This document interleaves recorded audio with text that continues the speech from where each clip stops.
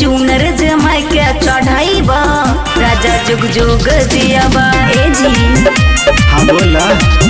लाल चूनर जमाई के चढ़ाईबा राजा जुग जुग जियाबा, जुग जुग जियाबा, जुग जुग जियाबा।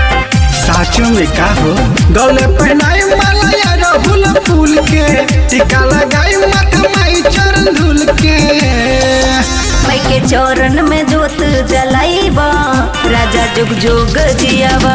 ए जी सुन तानी आयो बोला माई ना। के चरण में जोत जलाईबा राजा जुग जुग जियाबा।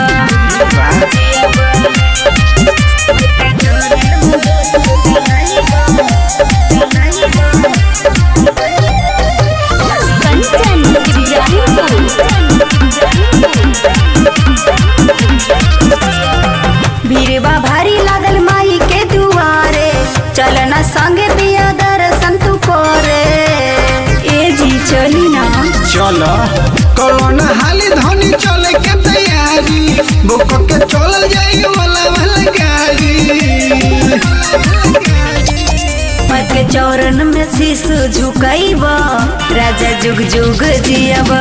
एहो राजा सुना अरे बोला हो लाल चूनर जमाई के चढ़ाईबा राजा जुग जुग जियाबा। जा तानी सतपुर हाट से चुनर लावे।